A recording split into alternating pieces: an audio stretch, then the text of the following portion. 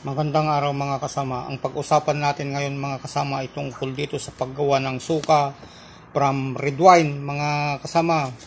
Sige, umpisan na natin mga kasama. Ito ay red wine mga kasama. May laman ito kaya lang ginawa ko na mga kasama. Ito na yung nagawa mga kasama. Kaya ang gagawin natin dito mga kasama, itong red wine na ito ay ibubuhos lang natin dito sa paglalagyan. Kaya kung malaki ang pagpipermintan natin ay pwede na dito, idire-diretso na, hindi na kailangan dito. Pero kung wala tayong malaking ganito, ay kukuha tayo ng malaking paglagyan para dito natin ilalagay. Ang purpose niyan mga kasama ay alisin natin yung additives.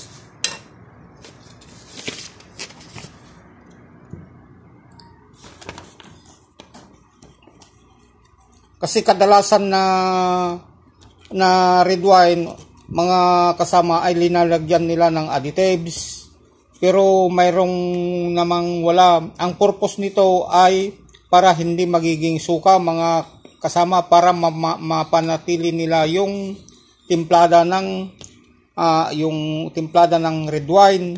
Kaya ang gagawin natin para matanggal yung additives na yan, kasi ang additives na ito ay hindi makapasok yung mga bakterya na o yeast na kakain sa alcohol para maging suka mga kasama. Kaya ang gagawin natin dito ay ibuhos natin dito o idiretso na kung malaki yung pagpermentan natin. Saka natin halu-haluin ng mga 30 minutes mga kasama. Kaya magtiyaga tayo para matanggal yung additives mga kasama. Ang purpose nito ay para ma-oxidize yung additives mga kasama. Kaya pagkatapos na mahalo-halo ng 30 minutes ay pwede na nating dagdagan ng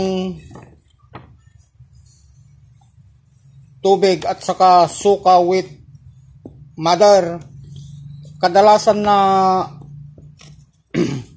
alcohol by volume content ng mga red wine ay 14% mga kasama. 14%. Yan ang kadalasan na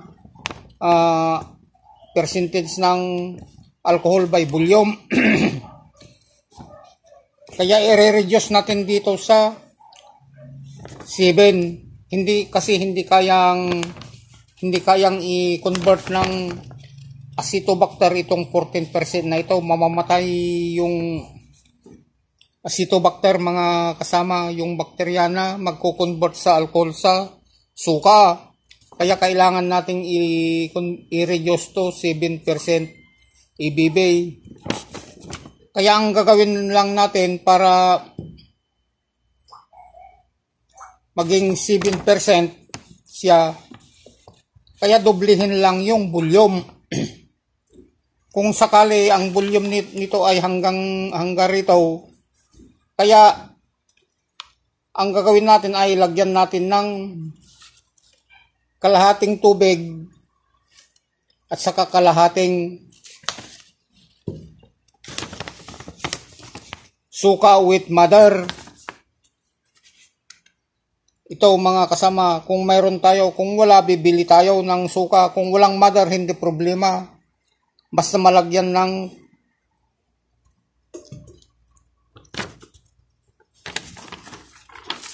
ng suka mga kasama.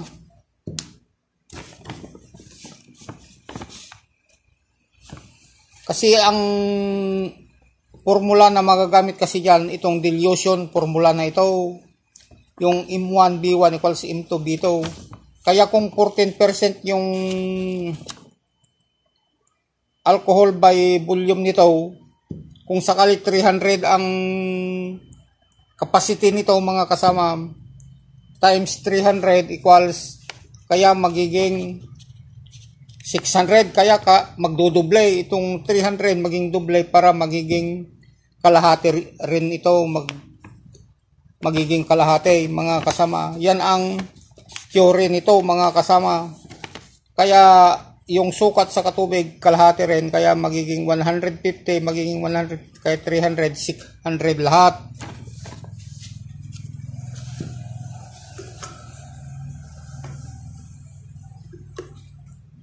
Ito na yung nagawa ko mga kasama. Pwede na ito kasi makikita ng mayroon ng mother. Maasim na ito mga kasama.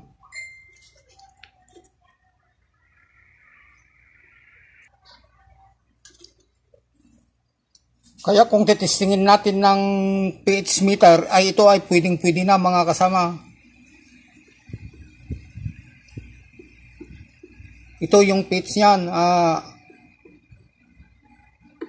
Yan ang lumalabas na pH niyan mga kasama.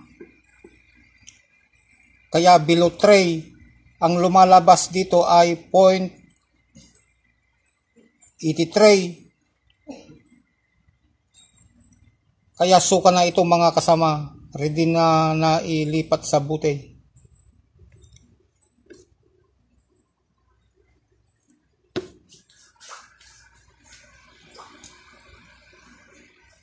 Kaya kung gumawa tayo pagkatapos nito ay takpan ng tila para makapasok yung hangin.